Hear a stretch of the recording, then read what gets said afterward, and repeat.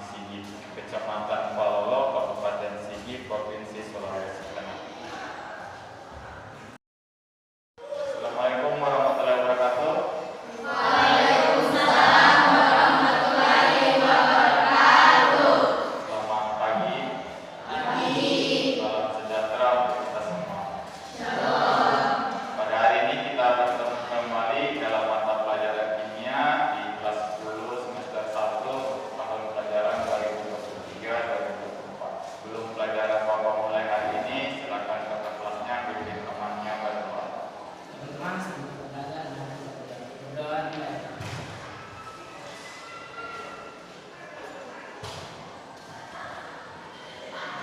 Doa selesai.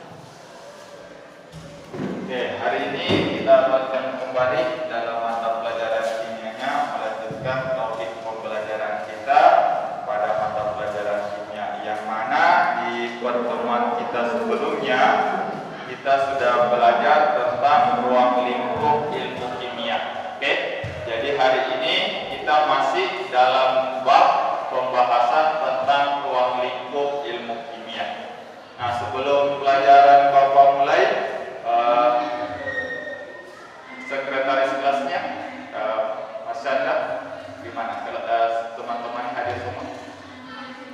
Oke, jadi sudah hadir semua. Baik, hari ini pelajaran sebelum kita mulai, Bapak mau kasih tebak-tebakan dulu. Oke, tempat apa yang paling disenangi oleh perempuan? Ya. Jadi tempatnya adalah sarang atau sarangno.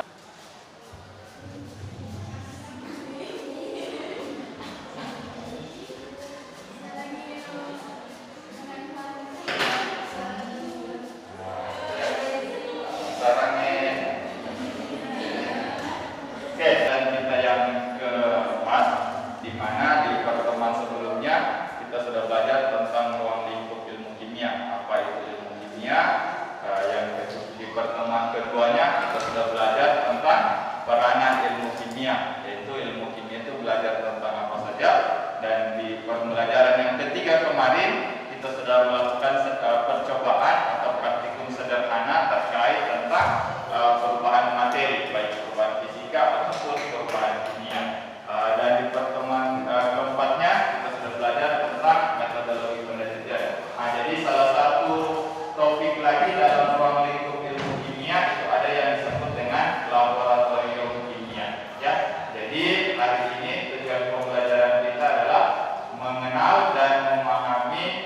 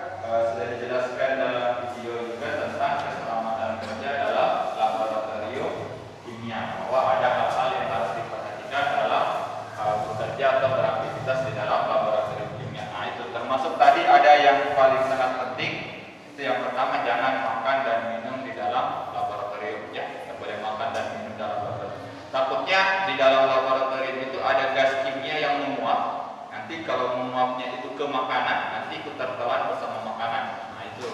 Terus yang kedua, jangan mencium atau membau suatu zat kimia secara langsung. Biasanya kan siswa itu penasaran, ya, rasa penasarannya tinggi, mungkin ambil zat kimianya dan dicium. Jadi tidak dicium begini ya, tapi dikibaskan. Jadi dikibas-kibaskan begini sampai tercium baunya, aromanya. Nah gitu. Jadi tidak langsung dicium dengan ini. Boleh. Nah, itu. Dari tayangan video tadi, kira-kira ada yang ingin ditanyakan? Ya, silakan. Ya, Pak Azizat. Ya, Pak, aku ingin bertanya, kenapa alat-alat laboratorium kimia umumnya terbuat dari kaca? Oh iya, jadi bagus sekali pertanyaannya. Jadi kalau kita lihat tadi dalam tayangan video, itu beberapa alat-alat kimia itu terbuatnya dari kaca, dari berbahan kaca. Mungkin kalian juga bisa lihat di sini dari bapak yang bapak tunjukkan. Ini ada buret, Erlenmeyer, gelas kimia, corong, gelas ukur, tabung reaksi, ya. Itu terbuatnya dari kaca, ya. Umumnya terbuat dari kaca. Nah, kenapa demikian? Nah, yang pertama adalah penjelasannya, kaca ini satu sifatnya itu dia bersifat inert, ya. Inert artinya tidak mudah bereaksi, ya.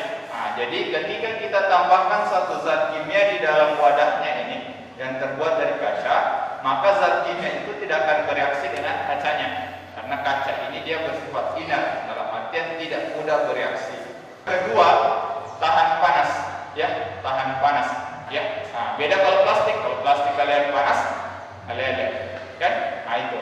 Atau pakai kayu, nah, mudah terbakar, nah itu, ya. Atau besi, nah, kalau besi juga berat. Kalau kaca kan ringan, kan? Nah, ringan. Cuma salah satu kelemahannya kaca ini apa? Mudah pecah, ya. Maka dalam laboratorium kimia harus berhati-hati, jangan sampai pecah. Berdasarkan video tersebut, Bapak sudah siapkan yang namanya lembar kerja peserta didiknya atau yang namanya LKPD, ya. Jadi di sini ada beberapa alat-alat kimia yang Bapak sudah muatkan ke dalam tabel. Ada yang ada namanya, ada yang kegunaannya, ada yang gambarnya. Jadi tugas kalian adalah melengkapi tabelnya. Dalam artian apa?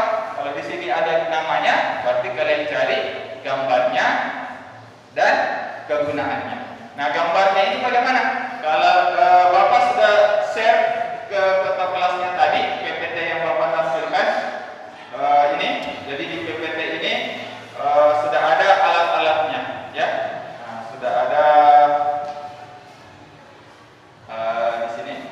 Oke. Nah, jadi kalau dalam PPT ini kalian bisa ini ada alat-alatnya, gambarnya. Oke, nah nanti kalian lihat saja di sini.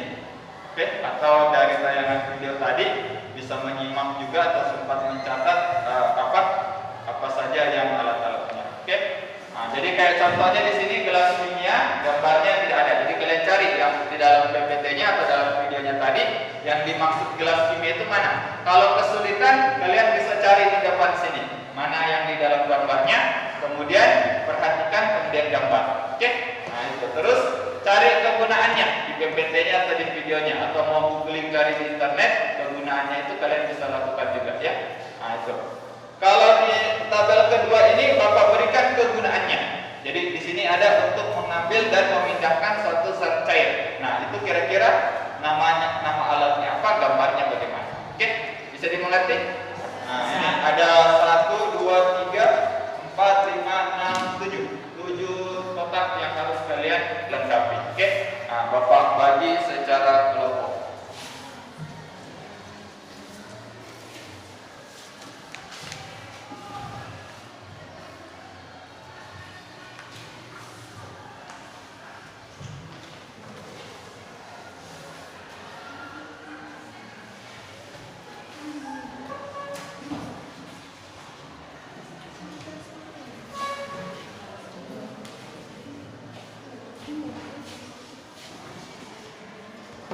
Nah, untuk bagian gambarnya harus yang rapi.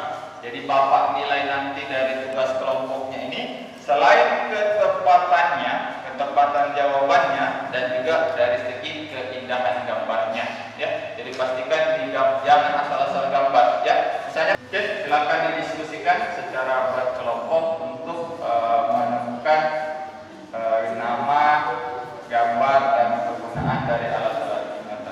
Oke.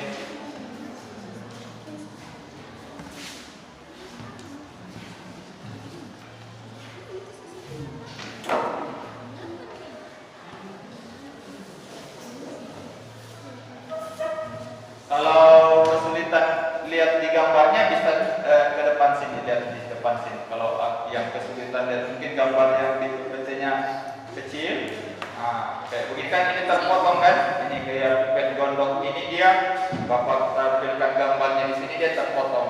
Nah ini pet gondok ini kayak ada gondoknya. Nah gitu. Oke, jadi kalau bisa, jadi dia alatnya ini. Nah, kalau digambarkan dia sepotong saja. Nah, jadi kalau supaya lebih tepat gambarnya, bisa kalian ke depan sini, lihat di depan sini.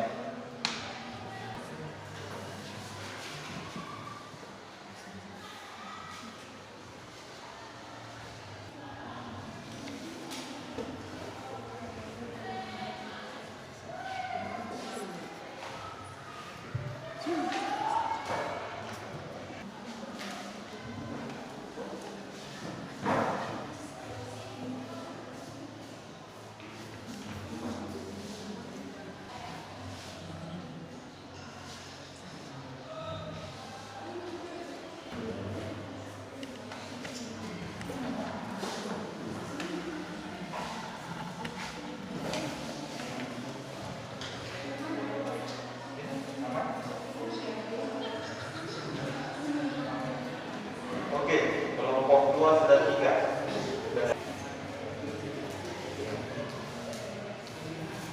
Iya, boleh.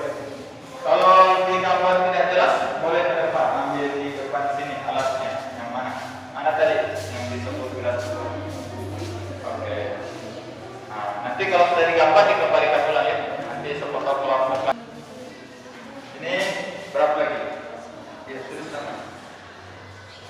Oke, kelompok 2 sudah selesai. Yang lupa tulis namanya. Nama kelompok. Apa namanya? Apa itu?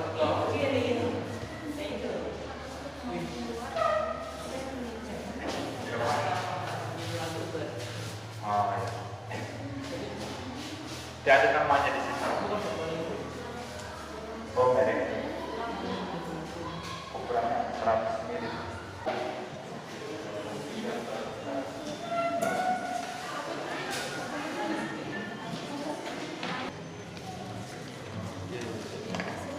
Oke, semua kelompok sudah menyelesaikannya, keluar kerja peserta didiknya. Nah, sekarang kita coba diskusikan hasil kerja diskusinya melalui LKPD-nya. Jadi untuk diskusi kita tentukan dulu siapa nanti yang akan melakukan presentase terkait dengan hasil lembar kerja peserta didiknya. Nah, kelompok yang tidak presentase ini nanti Bapak minta kalian periksa hasil kerja dari kelompok yang lain. Oke? Nah, jadi nanti dicocokkan saja dengan yang tampil presentase sudah benar atau masih salah. Oke? Jadi caranya nanti tinggal kalian cetak saja kalau dia benar. Oke? Nah, terlepas dari gambarnya. Kalau gambarnya nanti Bapak yang nilai soal keindahan gambarnya. Oke? Baik, karena pertemuan 1, 2 kemarin sudah ada kelompok yang presentase, artinya hari ini tersisa tinggal 3 kelompok lagi yang presentase. Oke? Nah, ada kelompok 1, kelompok 3 dan kelompok 4 yang belum dapat kebagian presentase. Oke. Nah, untuk kelompok 2 dan kelompok 5 sudah presentase, jadi hari ini tidak presentase lagi. Oke. Nah, sekarang untuk yang menentukan siapa yang nanti akan tampil, kita kocok arisan lagi, ya. Nah, itu kita buka dengan sistem arisan. Oke, karena Bapak tidak siapkan wadahnya ini, mungkin ketua kelasnya saja ambil undiannya, kabel undiannya. Nanti kelompok siapa yang diambil oleh ketua kelasnya, berarti itu yang tampil. Silakan ketua kelasnya. Oke, dibuka kelompok berapa? Kelompok 1. Oke, jadi yang tampil presentase hari ini adalah kelompok 1. Silakan perwakilan dari kelompok 1 2 orang untuk tampil di depan.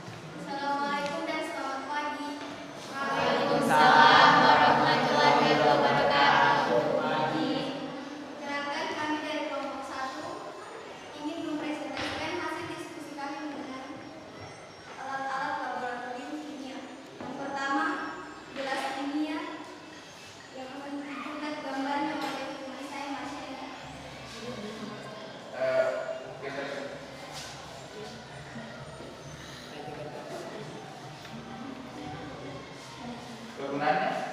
Kegunaannya menampung bahan kimia atau larutan dalam jumlah yang banyak. Nama alat yang kedua pipet tetes. Kegunaannya untuk mengambil dan memindahkan suatu zat cair. Yang ketiga plat tetes. Kegunaannya tempat untuk mereaksikan zat dalam jumlah kecil. Dan yang keempat gelas ukur. Kegunaannya untuk mengukur volume larutan. Yang kelima pipet gondol.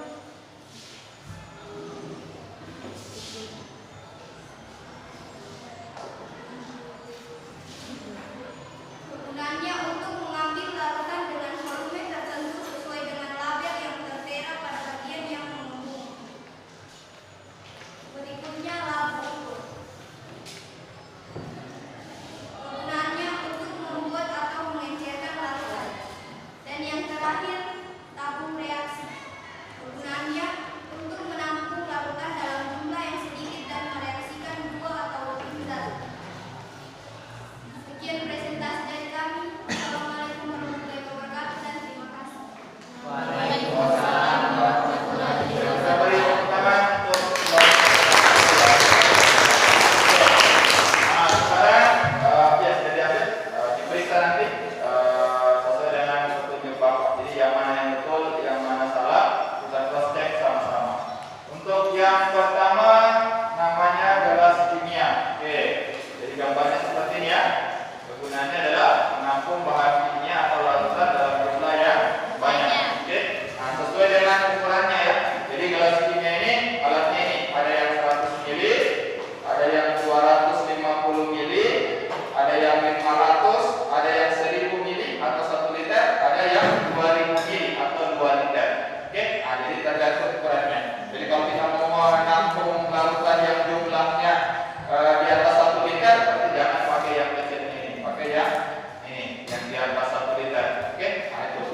Jadi di sini gelas kimia ini ada ukurannya, ada tergantung dari volume zatnya, ya. Ada dari yang terkecil sampai yang terbesar 200 ml atau 2 liter. Nah di sini meskipun ada skalanya, ini kalau kalian lihat ada skala, misalnya yang 500 ml ada 100, 200, 300, 400, 500, tapi ini tidak bisa digunakan untuk mengukur volume dari suatu zat cair. Jadi meskipun ada skalanya, tidak bisa dipakai untuk mengukur.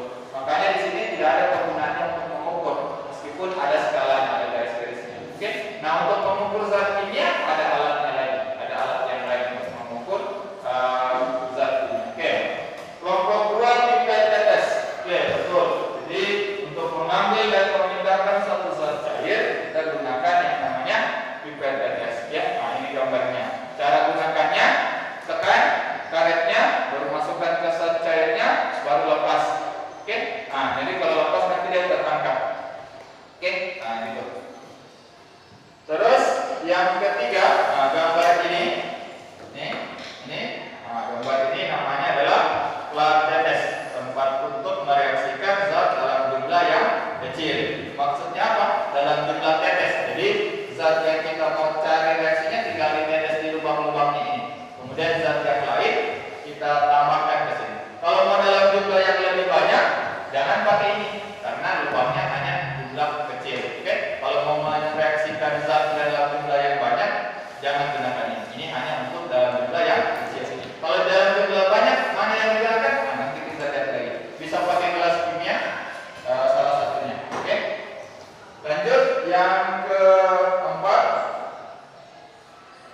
gelas ukur. Nah, gelas ukur ini ya. Ini gelas ukur. Oke? Nah, ada skala-skalanya. Nah, digunakan untuk mengukur volume larutan. Jadi kalau kita mau mengukur volume larutan, jangan pakai gelas kimia, tapi pakai gelas ukur. Oke? Nah, ini juga ada ukurannya dari 50 ml sampai 10 ml. Bahkan ada yang 1 liter juga, ada ukuran 1 liter, cuma Bapak tidak keluarkan. Oke?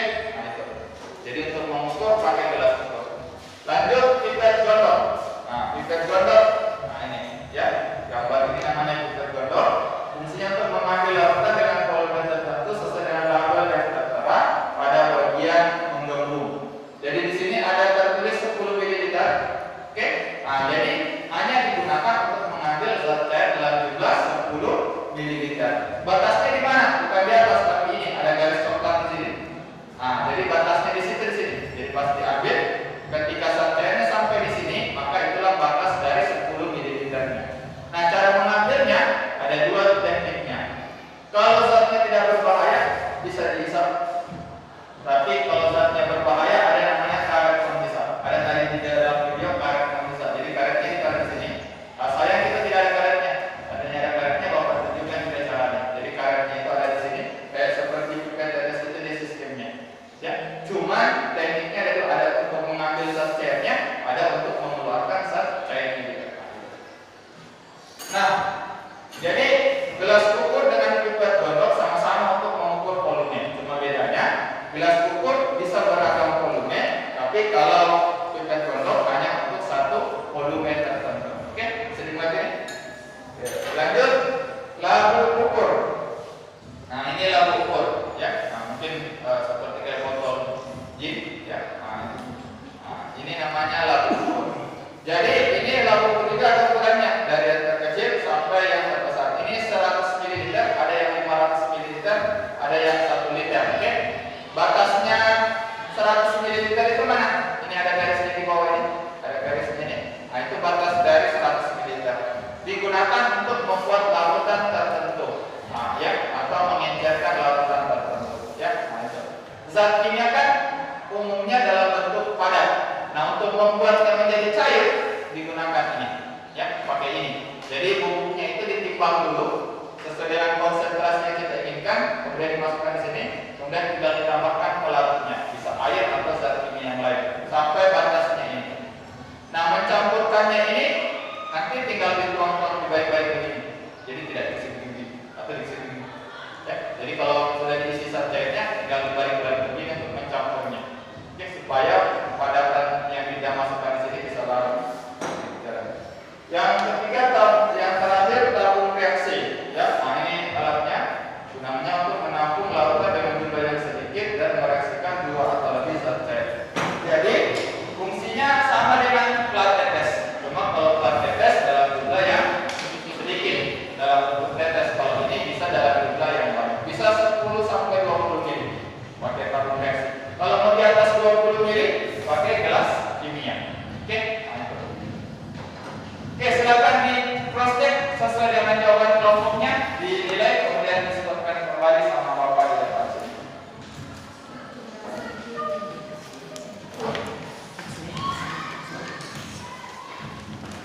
Ya, dan disebutkan ke depan lakukan sama Bapak.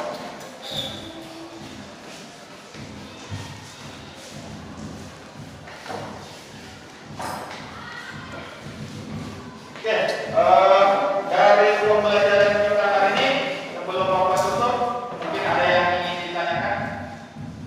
Oke, silakan, Elsa.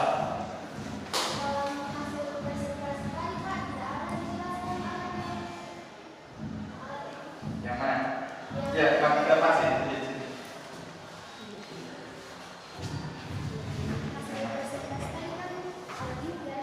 Oke, silakan. Ya. Jadi mungkin tadi ada terlihat dalam video atau dalam PPT-nya, di dalam video atau PPT tadi itu tidak ada alat ini kan? Nah, ya.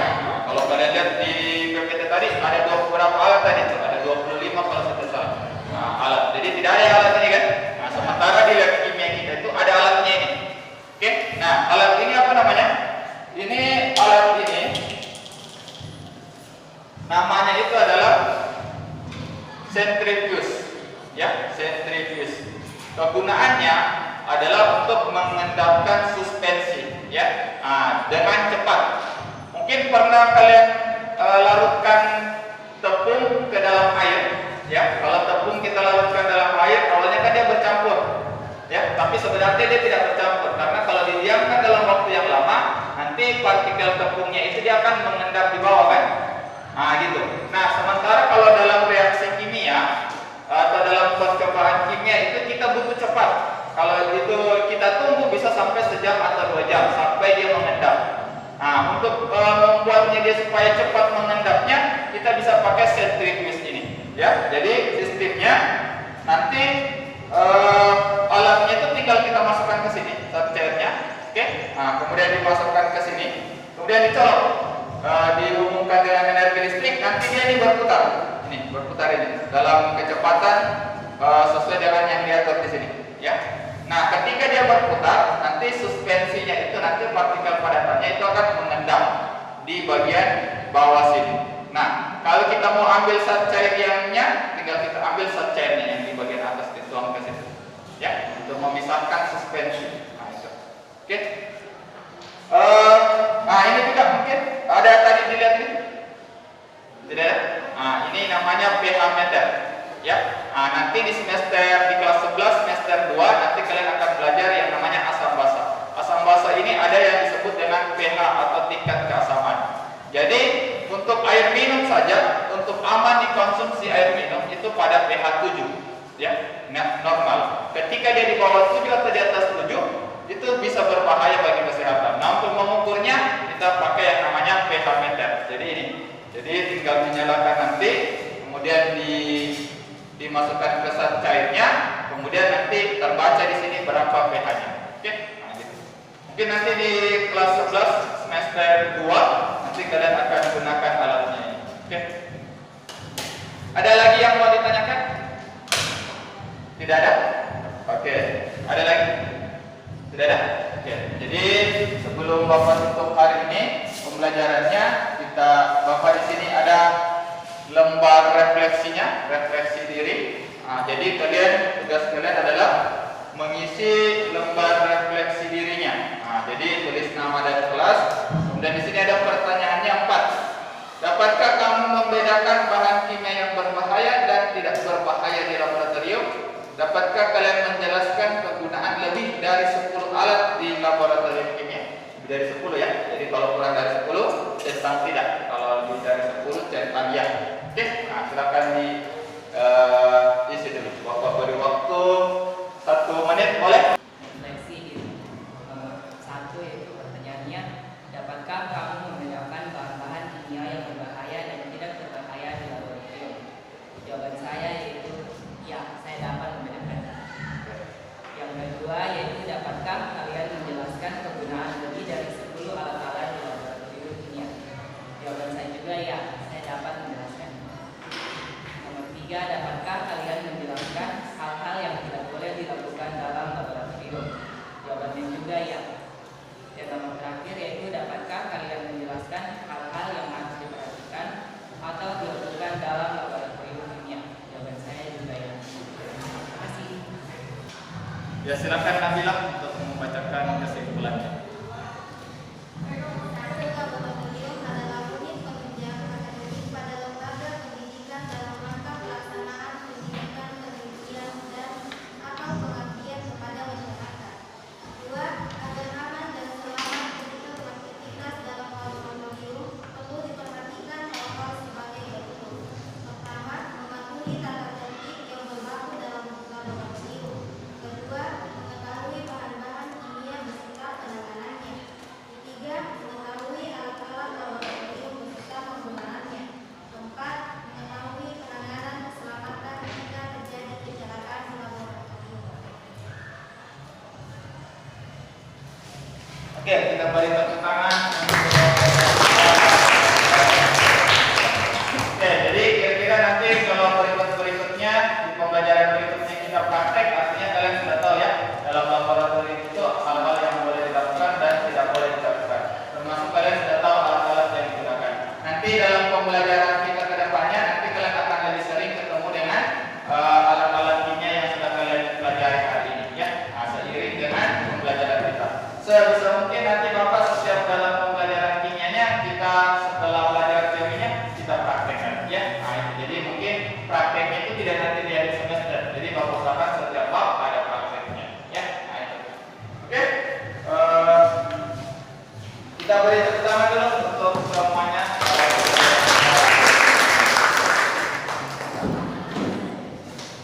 Untuk pembelajaran kita hari ini kita sudah selesaikan untuk pengenalan tentang laboratorium kimia ya. Untuk pembelajaran kita berikutnya, materi ruang lingkup kimia ini sudah selesai kita bahas, kita pelajari. Artinya nanti di pertemuan berikutnya kita akan adakan penilaian sumatif 1 untuk bab tentang ruang lingkup ilmu kimia.